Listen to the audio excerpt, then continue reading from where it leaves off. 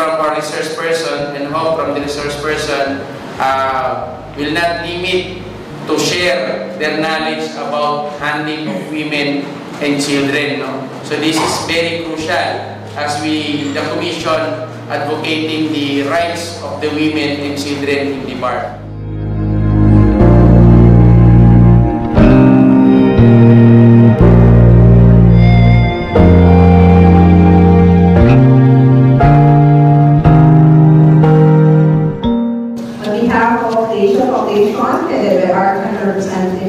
Who will be here on the 23rd. We would like to thank BSRC for this partnership.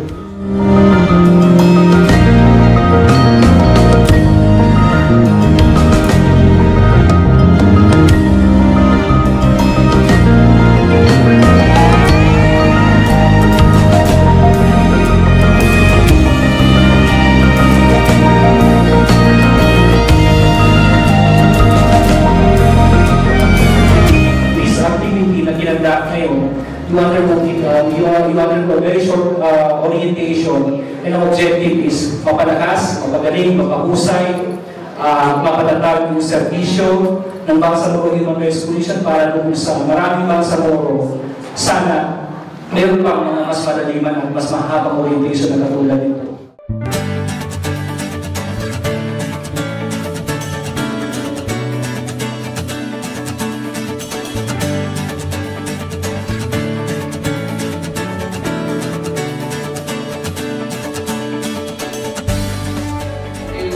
Witness the signing of the MOA between the Asia Foundation and the Bangsamoro Human Rights Commission. And here we are now having an activity with the Asia Foundation, and I hope that this is not only the first and not only the last, but there will be an incoming activity to come to strengthen the human rights in the Bangsamoro.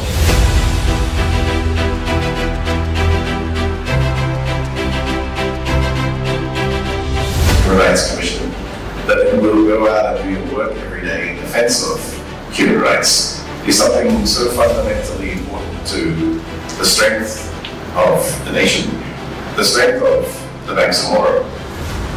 And that's why, from the Asia Foundation's perspective, we are so honored to be invited to have a memorandum of agreement with you.